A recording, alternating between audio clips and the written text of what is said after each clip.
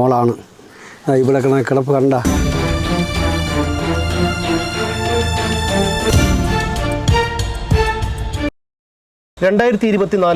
May 9 Thiruvananthapuram Peroorkada Kudappanakunnu മായാമുരളി ആൺ സുഹൃത്തായ രഞ്ജിത്തിൻ്റെ മർദ്ദനമേറ്റു മരിക്കുന്നത്.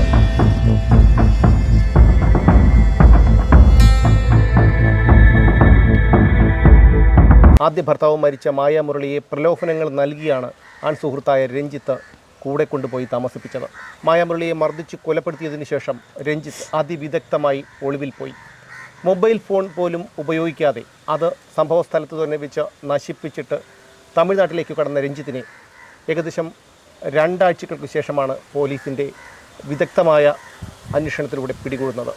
8 മാസങ്ങൾക്കിപ്പുറവും രഞ്ജിത്ത് ഫോഴ്സിൻ്റെ ഫയർ റെസ്ക്യൂ ടീമിൽ ഡെയിലി വേജസ് ആയിട്ട് വർക്ക് ചെയ്യുന്നുണ്ടായിരുന്നു. പോകെ അവളെ ജോലിക്ക് പോലും വിടാതെ അവിടെ ജോലി സ്ഥലത്ത് വെച്ചിട്ട് ഈ രഞ്ജിത്ത് പ്രശ്നം ഉണ്ടാക്കുകയും അതിന് ഈ ഫ്രണ്ട്സ് സാക്ഷികളുമായിരുന്നു. അതുകൊണ്ട് തന്നെ ചേച്ചി കായികപരമായിട്ട് കുറച്ച് അത്യാവശ്യം നല്ല ശേഷിയുള്ള ഒരു വ്യക്തിയായിരുന്നു എൻ്റെ ചേച്ചി. ഇവൾ മരിക്കുന്നതിൻ്റെ തലേന്ന് രാത്രി ജീവനും കൈ പിടിച്ചിട്ട് ഓടിയിട്ട് ഒരു റബ്ബർ വിളയിൽ വെച്ചിട്ട് ഇവളെ കീഴ്പ്പെടുത്തുകയും ഇവളെ മൂക്കും വായും കൂടെ ഒന്നിച്ച് പൊത്തിപ്പിടിച്ച് ഇവളെ ശ്വാസം നിലച്ചുള്ള ദേഹം തളർന്ന് വീണതിന് ശേഷം അവളെ കൊല്ലാൻ വേണ്ടി തന്നെ മൂക്കിൻ്റെ പാലത്തിൽ ഇടിച്ച് കൊലപ്പെടുത്തുകയാണ് ചെയ്തത്. ബ്രെയിൻ ഡെത്താണ് ചേച്ചിക്ക് ഉണ്ടായത്. അത് പോസ്റ്റ്മോർട്ടം റിപ്പോർട്ടിൽ വന്നിട്ടുമുണ്ട്. ചേച്ചിയുടെ കാര്യത്തിൽ മനോജ് ചേട്ടൻ, എൻ്റെ മരിച്ചുപോയ ചേട്ടൻ, ചേച്ചിയുടെ ആദ്യത്തെ ഹസ്ബൻഡ് 8 വർഷം കഴിഞ്ഞിട്ടാണ്. മൂത്ത കുഞ്ഞ് ഓട്ടിസമാണ്, ഫുള്ളി ഓട്ടിസമാണ്, ഫിസിക്കലി ഡൗൺ ആണ്. അപ്പോൾ ആ കുഞ്ഞിനെ പ്രൊട്ടക്റ്റ് ചെയ്തോളാം, എവളെ പൊന്നു പോലെ നോക്കിക്കോളാം എന്നുള്ളൊരു വാഗ്ദാനത്തിൽ ചേച്ചി, കാരണം ഞങ്ങളെല്ലാവരും ഒരു അടുത്ത സെക്കൻഡ് മാരേജിന് നിർബന്ധിച്ചിട്ടും അതിലൊന്നും വഴങ്ങാത്ത എൻ്റെ ചേച്ചി ഇയാൾ ഞങ്ങളെ വീട്ടിലെ ഓട്ടോ ഡ്രൈവറായിരുന്നു. ചേച്ചിയുടെ വണ്ടി ഓടിക്കുന്ന ആളാണ്. അപ്പോൾ ഇയാൾ പലപ്പോഴും ചേച്ചിയുടെയും ഞങ്ങളുടെയും കൂടെ ഈ കുഞ്ഞിനെ ഹോസ്പിറ്റലിൽ കാര്യങ്ങൾക്കായിട്ടൊക്കെ വരുമ്പം ഇയാൾക്ക് വിശ്വസിപ്പിക്കാൻ പറ്റി ആ കുഞ്ഞിനെ ഇവൻ നോക്കുമെന്നുള്ള, എടുത്തുകൊണ്ടൊക്കെയാണ് പോവേണ്ട MRI സ്കാനിങ് ഒക്കെ എടുക്കുമ്പോൾ. അപ്പോൾ ആ സമയങ്ങളൊക്കെ ഇയാൾ വന്നൊരു കൈ സഹായം പോലെയൊക്കെ നിന്നപ്പോൾ ചേച്ചി അതിൽ വിശ്വസിക്കുകയും ചെയ്തു. അപ്പോൾ ചേച്ചി ഇയാളെ കൂടെ പോകുമ്പോൾ ഈ പിള്ളേരെയും കൊണ്ടാണ് പോയത്. കോടതിയിൽ എഴുതി വെച്ചാണ് വിട്ടത്. അപ്പോൾ പോകാൻ നേരത്ത് ഞങ്ങൾ കാണാനില്ല എന്ന് പറഞ്ഞിട്ട് കേസ് കൊടുത്തു. പോകുമ്പോൾ ഇവരുടെ കയ്യിൽ സ്വർണ്ണാഭരണങ്ങളോ പണമോ മറ്റോ ഉണ്ടായിരുന്നു. നമ്മൾ 10-20 പവനോളം ഒരു ബാഗിൽ പണയം വെച്ചിട്ടുണ്ടായിരുന്നു. ഇത് ഇയാളും ചേച്ചിയും കൂടെ വന്ന് ഇതിനെ മറച്ച് വിറ്റ് പൈസയാക്കുകയാണ് ചെയ്തത്. അപ്പം ഞാനിത് ഇയാളെ പിടിച്ചിട്ട് വന്നതിന് ശേഷം ചോദിച്ചു, സ്വർണ്ണമൊക്കെ എന്താ ചെയ്തതെന്ന് ചോദിച്ചു. പറഞ്ഞു അത് മായ തന്നെയാണ് മറിച്ച് വിറ്റേന്ന് പറഞ്ഞു. പക്ഷേ ശരിക്കും പറഞ്ഞാൽ ചേച്ചി ഞങ്ങൾ പറഞ്ഞിട്ടുണ്ട് മരിക്കുന്നതിന് മുന്നേ രഞ്ജിത്ത് ചെയ്തു എന്നുള്ള കാര്യം. പിന്നെ മനോജ് ചേട്ടൻ, എൻ്റെ ചേട്ടൻ മരിച്ച പൈസ ബാങ്കിലുണ്ടായിരുന്നു അക്കൗണ്ടിൽ. അത് 5 ലക്ഷത്തിനും 6 ലക്ഷത്തിനും ഇടയിലാണ്. ഈ പൈസയെക്കുറിച്ച് രഞ്ജിത്ത് ഇതുവരെ വിവരം പറഞ്ഞിട്ടില്ല. ഈ ക്യാഷ് അവളെ ബാങ്കിൽ അക്കൗണ്ടിൽ ഇല്ല നിലവിൽ. അപ്പോൾ ഈ പണവും ഈ സ്വർണവും തന്നെ ആയിരിക്കണം രഞ്ജിത്തിൻ്റെ ലക്ഷ്യം ഉണ്ടായിരുന്നിട്ടുണ്ടാവുക. ഇത് തീർന്നു കഴിഞ്ഞപ്പോൾ ഈ കുഞ്ഞുങ്ങളെ നിരന്തരം വീട്ടിൽ കൊണ്ടെത്തിക്കണം. അതായത് കുഞ്ഞുങ്ങളുടെ പേരിൽ 2 പേരുടെ പേരിലും ചേട്ടൻ മരിച്ച പൈസ അക്കൗണ്ടിലുണ്ട്. അപ്പോൾ ഈ കുഞ്ഞുങ്ങളെ വീട്ടിലേക്ക് എത്തിക്കണം എന്ന് പറഞ്ഞുകൊണ്ടാണ് വീട്ടിലെ തർക്കം തുടങ്ങുന്നത്. അതിന് സാക്ഷി ഈ രഞ്ജിത്തിന്റെ വല്യച്ഛൻ്റെ മകൻ തന്നെ, ദീപു തന്നെ ഉണ്ട്. പുള്ളിക്കാരനാണോ ഈ സംഭവ സമയത്ത് അവിടെ ഉണ്ടായിരുന്ന വ്യക്തി? അതെ, ദീപു എന്ന് പറഞ്ഞ ഇയാളുടെ വല്യച്ഛൻ്റെ മകനാണ് അവിടെ ഉണ്ടായിരുന്നത്. ചേച്ചിയെ കൊന്നതിന് ശേഷം ആകെയുള്ള ദൃക്സാക്ഷി ഇയാളായതുകൊണ്ട് ഇയാൾക്ക് നേരെ അറ്റാക്ക് ഉണ്ടായിട്ടുണ്ട്. ഇയാളെ രക്ഷപ്പെട്ട് ഓടെയാണ് ചെയ്തത്. മൊഴി പറഞ്ഞിട്ടുണ്ടോ? മൊഴി കൊടുത്തിട്ടുണ്ട്. നമുക്ക് അനുകൂലമായിട്ട്, കാരണം സത്യാവസ്ഥ ഇയാൾ കണ്ടതാണല്ലോ അവിടെ നടക്കുന്ന കാര്യങ്ങളെല്ലാം. പിന്നെ എന്തോ ഭാഗ്യം കൊണ്ട് കുഞ്ഞുങ്ങൾ അവിടെ ഉണ്ടാകാത്തത് ഞങ്ങളുടെ ഭാഗ്യം. എൻ്റെ ചേച്ചിയുടെ സാഹചര്യം മോശമായി നിരന്തരം മർദ്ദനം തുടങ്ങിയപ്പോൾ ചേച്ചി കുഞ്ഞുങ്ങളെ വീട്ടിൽ കൊണ്ടുവന്ന് ആക്കുകയാണ് ചെയ്തത്. അതല്ലാന്നുണ്ടെങ്കിൽ സാക്ഷികൾ ഈ കുഞ്ഞുങ്ങളാണ് എന്ന് പറഞ്ഞിട്ട് കുഞ്ഞുങ്ങളെയും കൊല്ലുമായിരുന്നു. അതിനുശേഷം ഈ കൊലപ്പെടുത്തിയതിനു ശേഷം ഇദ്ദേഹം എങ്ങോട്ടാണ് കടന്നു കളഞ്ഞത്? തമിഴ്നാട് തേനി ഭാഗത്താണ് പോയത്. അപ്പോൾ ചേച്ചിയെ പോലെ തന്നെ 6 പെണ്ണുങ്ങളെ ഇതുപോലെ അവൻ ഉപദ്രവിക്കുകയും ചെയ്തിട്ടുണ്ട്. അവരുടെ സ്വർണവും പണവും കൈവശമാക്കുകയും ഉപദ്രവിക്കുകയും ചെയ്തു. പക്ഷേ ഇയാളുടെ ഒരു ജയം എന്താണെന്ന് പറഞ്ഞാൽ നിലവിൽ ഇയാൾക്കെതിരെ കേസില്ല. എല്ലാ പേരുകൂടെ സ്റ്റേഷനിലേക്ക് ഒത്തുതീർപ്പാക്കി വിടുകയേ ഉള്ളൂ. കേസെടുക്കൽ കുറവാണ്. അതുകൊണ്ടാണ് ഇയാൾ ക്രിമിനൽ ബാക്ക്ഗ്രൗണ്ട് ഇല്ലാത്തതുകൊണ്ട് ആ ഒരു മറ വെച്ചുകൊണ്ട് 2 തവണ ജാമ്യത്തിന് ശ്രമിച്ചത്. ഈ 6 കേസോളം പെണ്ണുങ്ങളിൽ 3 പേര് സാക്ഷി പറയാൻ തയ്യാറായിരുന്നു. ഈ കേസിന് അത് വാല്യൂബിൾ അല്ല എന്ന് കരുതിയിട്ടാണ് ഈ സാക്ഷികളെ മാറ്റി നിർത്തിയേക്കുന്നത്. ഇയാളെ രക്ഷപ്പെട്ടു പോയത് തമിഴ്നാട് തേനി ഭാഗത്ത്, അവിടെ ഒരു പെണ്ണിൻ്റെ അടുത്താണ് ആശ്രയം തേടി കൊലപ്പെടുത്തി ദിവസങ്ങൾക്കുള്ളിൽ തന്നെ അവിടെ ചെന്ന് ഒരു സ്ത്രീയുമായി സ്ഥാപിക്കുകയാണ് ചെയ്ത ഇയാൾ. എന്ന് വെച്ചാൽ അടുത്തൊരു ഏരിയ അവിടെ കണ്ടെത്തി എന്ന് വേണം സത്യത്തിൽ പറഞ്ഞു കഴിഞ്ഞാൽ. ഇനിയിപ്പോൾ ഇയാൾ ജാമ്യത്തിൽ ഇറങ്ങുന്നത് എന്ത് ഉദ്ദേശത്തിലാണ് എന്ന് പറയാൻ പറ്റില്ല. ഞങ്ങളുടെ കുഞ്ഞുങ്ങളോ ഇപ്പോൾ ഇതിനെതിരെ ഇത്രത്തോളം സംസാരിച്ചത് ഞാനാണ് ഏറ്റവും അധികം. എനിക്കെതിരെയോ ആണ് അയാളുടെ ഉദ്ദേശമൊന്നും പറയാൻ പറ്റില്ല. ഇയാൾ മുമ്പൊക്കെ പറയുമ്പോൾ ഞങ്ങൾ വിചാരിച്ച് വീരവാദമാണ്. പക്ഷേ ഇതൊന്നുമല്ല, രഞ്ജിത്തിന് ഇതെല്ലാം പോസിബിളാണ്. നമ്മളെ മുമ്പിൽ പ്രൂവ് ചെയ്ത് ഞങ്ങളെ ചേച്ചിയുടെ ജീവൻ നഷ്ടപ്പെട്ട് ഞങ്ങൾ കണ്ടതുമാണ്. അപ്പോൾ ഇയാൾക്കിത് സിമ്പിളാണ്. ഒരെണ്ണം കൊന്നു അടുത്തത് കൊല്ലാനായാലും അല്ലെങ്കിൽ അതിൽ എന്തെങ്കിലും ഉപദ്രവം ചെയ്യാനായാലും ഇയാൾക്ക് എളുപ്പമാണ്, ഇയാൾ ചെയ്യുകയും ചെയ്യും.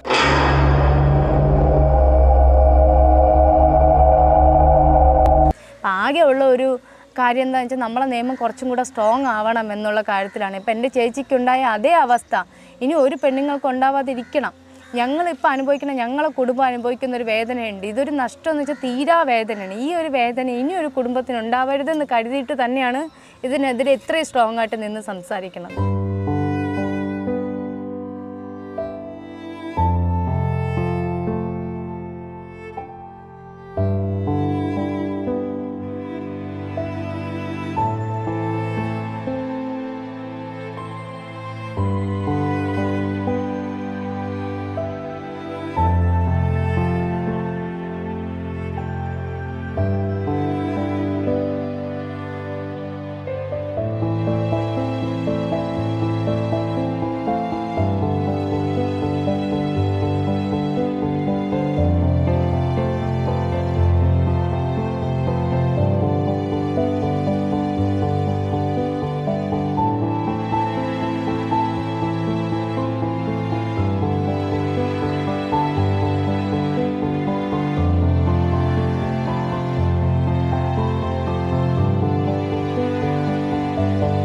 ഞാൻ കഷ്ടപ്പെടുത്തി വളർത്തിയ എൻ്റെ മോളാണ്.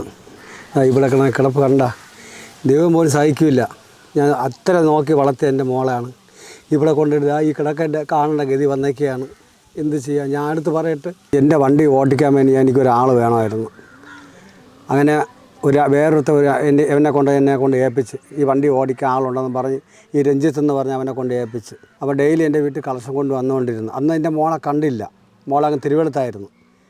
അതിനുശേഷം ഒരാഴ്ച കഴിഞ്ഞപ്പോൾ മോൾ എൻ്റെ വീട്ടിൽ വന്നപ്പോൾ ഇങ്ങനെ വണ്ടി ഓടിച്ചപ്പോൾ മോളെ കണ്ട് പരിചയപ്പെട്ട്. പിന്നെ പൈസ എൻ്റെ തരില്ല, ഗൂഗിൾ പേയിലാണ് അയച്ചുകൊണ്ടിരുന്നത്. അപ്പോൾ ഞാൻ മോളെ ചോദിച്ചിട്ട് പൈസ എവിടെ വെച്ചാൽ ഗൂഗിൾ പേയുടെ പൈസ അയച്ചു തന്നിട്ട് തന്നെന്ന് പറയാണ്. ഞാൻ ചോദിച്ചു അതെന്ത്? ഇല്ല വെച്ചാൽ അവൻ അപ്പോൾ ഇവിടെ അല്ല, അവൻ അങ്ങ് കൊല്ലത്ത് അവൾക്കാണ് ജോലിക്ക് പോണത്, അതുകൊണ്ട് ഞാൻ എൻ്റെ പേരിനങ്ങ് അയച്ചു തരാമെന്ന് പറഞ്ഞു. അങ്ങനെ അയച്ചുകൊണ്ടിരുന്നു. അങ്ങനെ ഒരു സുപ്രഭാതത്തിൽ നോക്കിയപ്പോൾ അവൻ്റെ പോക്ക് വരെ ശരിയില്ലാന്ന് എൻ്റെ മനസ്സ് കണ്ട്. അങ്ങനെ ഞാൻ 2 മാസം കഴിഞ്ഞവനെ അവനെ അങ്ങ് മാറ്റി. കാര്യം അവൻ്റെ പോക്ക് വരെ ശരിയില്ലാത്തതുകൊണ്ട് ഞാൻ മാറ്റിയപ്പം അവനിക്ക് ഭയങ്കര ദേഷ്യം വന്നു. അങ്ങനെ ഇവൻ പിന്നെ എന്നോട് ഭയങ്കര ദേഷ്യം കാണിച്ച്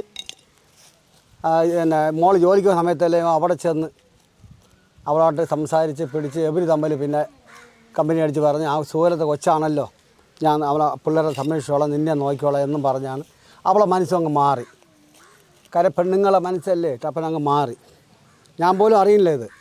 അങ്ങനെ ഒരു സുപ്രഭാതത്തിൽ വൈകിട്ട് ഒരു 6 മണിയായപ്പം എൻ്റെ മോൾ പറഞ്ഞു അച്ഛാ പാല് വാങ്ങിച്ചുകൊണ്ട് വാങ്ങുന്നു പറഞ്ഞ് ഞാൻ പാല് വാങ്ങിക്കാൻ പോയിട്ട് വന്നപ്പോൾ ആളെ കാണാനില്ല. ഞാൻ ആപ്പാടെ വിഷമിച്ച് നിന്നപ്പോഴാണ് അടുത്തുള്ള ആൾക്കാർ പറയാന്ന് വെച്ചാൽ മുരളിയുടെ മോൾ ഇതാണ്ട് ഒരു ഓട്ടോക്കാരൻ വന്ന് വിളിച്ചോണ്ട് പോയെന്ന് പറഞ്ഞു. അപ്പോൾ എനിക്ക് മനസ്സിലായി ഇവനാണെന്ന്. ഞാൻ സ്റ്റേഷനിൽ പരാതി കൊടുത്തു. അപ്പോൾ അവർ പറഞ്ഞു ആരാണെന്ന് ചോദിച്ചു. ഞാൻ പറഞ്ഞു എനിക്ക് ആളെ സംശയമുണ്ട്. ആരുടെ പേര്? ഞാൻ പറഞ്ഞു രഞ്ജിത്ത് എന്ന് പറഞ്ഞ അവനാണ് എൻ്റെ മോളെ കൊണ്ടുപോകാൻ സാധ്യതയുള്ള, വേറെ ആരുമല്ല സാറേ എന്ന് പറഞ്ഞു. അപ്പോൾ ഈ പേർക്ക് സ്റ്റേഷനിൽ അവർ പറഞ്ഞു ശരി ഞാൻ അന്വേഷിക്കാമെന്ന് പറഞ്ഞു. 3 ദിവസം കഴിഞ്ഞപ്പം ഈ എൻ്റെ മോളെയും കൊണ്ട് പേർക്ക് സ്റ്റേഷനിൽ വന്നു. അപ്പോൾ എൻ്റെ ഭാര്യ ഞാൻ എൻ്റെ ഇളയ മോളെ കൊണ്ടായിരുന്നു. സ്റ്റേഷനിൽ നിന്ന് ഇങ്ങനെ കാര്യം പറഞ്ഞു. അവർ വന്നിട്ടുണ്ടെന്ന് പറഞ്ഞു വിളിച്ച്. അപ്പോൾ ഞങ്ങൾ നല്ലപോലെ പറഞ്ഞു മക്കളെ അവൻ്റെ പോക്ക് ശരിയല്ല, അവൻ മഹാത്തരികളെയാണ്. അപ്പോൾ അവൾ പറഞ്ഞു ഇല്ലാച്ചാ എന്നാൽ പറഞ്ഞ് നല്ലപോലെ അന്വേഷിച്ചാ എന്നൊക്കെ പറഞ്ഞുകൊണ്ട്. അപ്പോൾ ഞാനും വിചാരിച്ചു അപ്പോൾ 8 വർഷം കൊണ്ട് ഇവൾ വിവാഹം കഴിക്കാതെ ഇരിക്കുകയായിരുന്നു. ഈ 8 വർഷം കഴിഞ്ഞ ശേഷമാണ് ഇവളിപ്പോൾ ഇവനോട് പരിചയപ്പെട്ടപ്പോൾ ഇവളും വിചാരിച്ച് പൊന്നെ പോലെ നോക്കുമല്ലോ എന്നും പറഞ്ഞ് അങ്ങനെ അവൻ്റെ കൂടെ അങ്ങ് എഴുതി വെച്ചില്ല, കോടതിയിൽ വെച്ച് തന്നെ എഴുതി വെച്ച് പറഞ്ഞങ്ങ് വിട്ടു.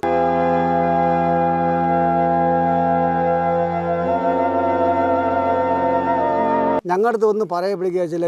ഒരു 5 മണിയായപ്പോൾ ഒരു SI പോലീസുകാർ എന്ന് പറഞ്ഞ് നിങ്ങൾ ഇരിക്കുന്നതിന് ഞാൻ സാറേ എൻ്റെ മോളെ അയ്യോ അത് അവർ അങ്ങ് ജയിലിൽ അവൻ്റെ കോടതി കൊണ്ട് പോയിക്കുകയാണ്, അവിടെ വെച്ച് എഴുതി അവർ പറഞ്ഞു വിടും, അച്ഛൻ ഇവിടെ ഇരിക്കേണ്ടെന്ന് പറഞ്ഞു. ഞങ്ങളിങ്ങ് പോരുകയും ചെയ്തു.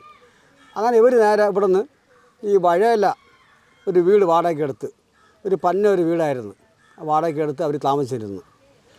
ഒരു 3 മാസം കഴിഞ്ഞപ്പോൾ ഇവൻ്റെ സ്വഭാവമൊക്കെ മാറി. എൻ്റെ മോളെ മാനസികമായിട്ട് അവളെ പീഡിപ്പിക്കുകയാണ്. അപ്പോൾ എന്നിട്ട് അവൾ വെളിയിൽ പറയാനില്ല. ഇതെല്ലാം സഹിച്ചും പുറത്ത് മിണ്ടാതെ അങ്ങ് പൊയ്ക്കൊണ്ടിരിക്കുകയാണ്. ഇന്ന് ശരിയാവുമോ നാളെ ശരിയാവുമെന്ന് പറഞ്ഞിട്ടൊന്നും ശരിയാവില്ല. അതേപോലെ ബാങ്കിൽ കിടന്ന ഒരു 5 ലക്ഷം രൂപ ഉണ്ടായിരുന്നു. എൻ്റെ മൂത്ത മരിച്ചതിൻ്റെ പൈസയൊക്കെ ഉണ്ടായിരുന്നു. അപ്പോൾ അതൊക്കെ ആ പൈസ എല്ലാം എടുത്ത് പിന്നെ ഉരുപ്പടി കുറച്ച്, അതായത് ഒരു 10-12 ഉരുപ്പടി ഉണ്ടായിരുന്നു. അത് അമ്പലമുക്കിൽ ബാങ്കിലാണ് പണയം വെച്ചുന്നത്.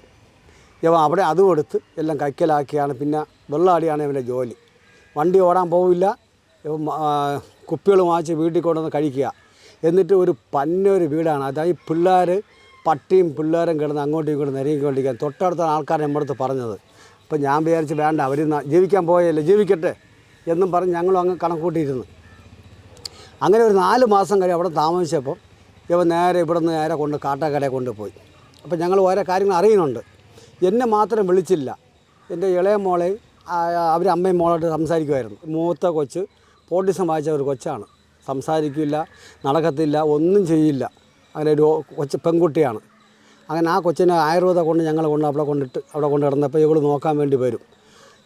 വരാൻ നേരത്ത് ഇവൻ കൊണ്ടാക്കിയിട്ട് ഇവൻ വെളിയിൽ കിടന്ന് കറങ്ങിയിട്ട് ചുമ്മാ ഫോൺ വിളിയാണ്, ഇറങ്ങി വാ എന്ന് പറയാം. അപ്പോൾ അവൾ പറഞ്ഞു, എൻ്റെ കൊച്ചല്ലേ അവിടെ കിടക്കേണ്ടത്, ഞാൻ കുറച്ച് കഴിഞ്ഞിട്ട് വരാം, നീ ഇറങ്ങി വാ എന്ന് പറഞ്ഞ് ഇവൻ അവിടെ ചെന്ന് ഇവളെ വലിച്ചെടുത്ത് കൊണ്ടുപോയാൽ ഇളയ കൊച്ച് കണ്ടുകൊണ്ടിരിക്കുകയാണ്. അങ്ങനെ ഒരു ദിവസം വലിച്ചെടുത്ത് കൊണ്ടുപോയപ്പം എൻ്റെ ഇളയ കൊച്ച് പറഞ്ഞു, അപ്പാപ്പ ഇതേപോലെ എന്ന് പറഞ്ഞു. ഞങ്ങൾ ആ കൊച്ചിനെയും കൊണ്ട് ഈ പേരക്കുള സ്റ്റേഷനിൽ ചെന്ന് ഒരു പരാതി കൊടുത്തു. ശരി, അവനെ വിളിക്കാമെന്ന് പറഞ്ഞ് വിളിച്ചപ്പോൾ അവൻ കാട്ടാക്കടയ്ക്കെന്ന് പറഞ്ഞു. എന്ത് പറ്റി? അത് ഞങ്ങൾ നാളെ വരുള്ളൂ എന്ന് പറഞ്ഞ് ഇപ്പം അങ്ങനെ പറഞ്ഞു. അപ്പോൾ മോളും പറഞ്ഞു ഞങ്ങൾ രാവിലെ വരാമെന്ന് പറഞ്ഞു. അവിടെ വെച്ച് എൻ്റെ മോളെ വലിച്ചു തരാൻ കൊണ്ടുപോയത്. ഇതൊരു തീരുമാനമായാലും എൻ്റെ മോളെ കൊല്ലുമെന്ന് ഞാൻ സ്റ്റേഷനിൽ പറഞ്ഞാണ് സാറേ. ആ പേരക്കുള സ്റ്റേഷനിൽ ഞാൻ പറഞ്ഞപ്പോൾ അവർ അത് ആശയം എടുത്തിരുന്നത് എൻ്റെ മോളിന്ന് ജീവിച്ചിരിക്കുമായിരുന്നു. അവർ ആശയം എടുത്തിരുന്നെങ്കിൽ ആ കാട്ടാക്കട സ്റ്റേഷനിൽ വിളിച്ച് പറഞ്ഞിരുന്നെങ്കിൽ ആ രാത്രി തന്നെ ഇവനെ പൊക്കിയിട്ട് അതിന് നടപടി എടുക്കുമായിരുന്നു. ഇവർ ചെയ്തില്ല. ഈ പേരക്കുള സ്റ്റേഷനിൽ അവർ ചെയ്തില്ല. അത് നല്ല തെളിവുണ്ട്. ഈ സംഭവം നടന്ന ഉടനെ ഇവൻ നേരെ അവിടെ വെച്ച് ഇവളെ മശിയുടെ പൈസയൊക്കെ തീർന്ന ശേഷം അപ്പോൾ ഇവർക്ക് മനസ്സിലായി ഇനി ഇവളെ വെച്ചേക്കാൻ ഒക്കില്ല എന്നും പറഞ്ഞാണ് ഇവൻ നേരെ അവളെ ഓടിച്ചിട്ട് അവിടെ ഒരു റബ്ബർ വിളയുണ്ട്, ആ വിളയെ കിടന്നെല്ലാം ഓടി. അപ്പോൾ അവൾ ലൈറ്റില്ലായിരുന്നു. അങ്ങനെ ഇവളയിൽ മൊബൈലുണ്ടായിരുന്നു. മൊബൈൽ പോക്കറ്റ് ഇരിക്കുക. എങ്ങനെയൊരു ഫോൺ വന്നപ്പോൾ ഇവൻ കണ്ടുപിടിച്ച് ആളിരിക്കുന്ന കണ്ട് അവിടെ ചെന്നാണ് ഇവളെ കഴുത്ത് തലമുടിയെ ചുറ്റിയെടുത്ത് അവിടെ കൊണ്ടിട്ട് കയറിയിരുന്ന് വായും പൊത്തി വെച്ചിട്ടാണ് മൂക്കിലാണ് ഇടിച്ചത്. മൂക്കിലിടിച്ചാണ് ഈ മൂക്ക് അത്തരി നല്ല ഈ കണ്ണെല്ലാം നല്ല കപ്പറ് കറി നല്ല പങ്കിളുകൾ ഇരുന്ന് എൻ്റെ ഈ കിടക്കുന്ന മോള് നല്ല തുടിച്ച് വെളുത്ത് തന്നെ മോളാണ്. ആ പെണ്ണെ ഞങ്ങൾ ചെന്ന് കണ്ടപ്പോൾ ഞാൻ ബോധം കെട്ട് വീണ്. ഞാൻ അവിടെ ഞങ്ങളെ വിളിച്ച് അറിയിച്ചപ്പോൾ ഞങ്ങൾ ബോധം കെട്ട് വീണ്. എൻ്റെ മോള് കിടപ്പ് ആ ദയനീയ അവസ്ഥ തന്നെ കിടന്നത് എൻ്റെ മോള് കേട്ടോ. കാര്യം ആഹാരം കൊടുക്കാതെ ഇവൻ തിന്ന് മുഴുത്ത് ഇവൻ നടക്കുകയാണ്. എൻ്റെ പിള്ളേക്ക് ഒരു ആഹാരം കൊടുത്തില്ല. അങ്ങനെ ഞാൻ അവിടെ നിന്ന് അവർ എന്നെ പിടിച്ച് മാറ്റിയെടുത്ത് ഇത് നിങ്ങളെ മോളാണോ? ഞാൻ പറയും ഓ സാറേ എന്ന് പറഞ്ഞ് ഞാൻ കരഞ്ഞ് ഞാൻ സങ്കടപ്പെട്ട് അങ്ങനെ ഞാൻ ഇപ്പുറത്ത് മാറിയിരുന്ന്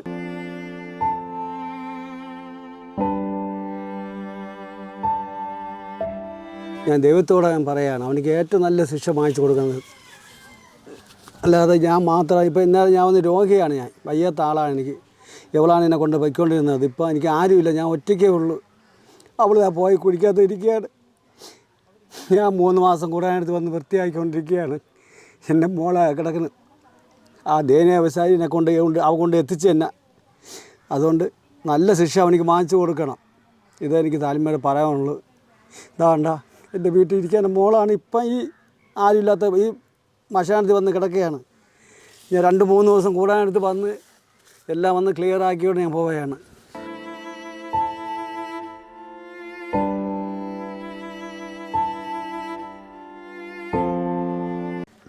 എനിക്ക് അത്ര ഭയങ്കര വിഷമമുണ്ട്. എന്ത് ചെയ്യാം?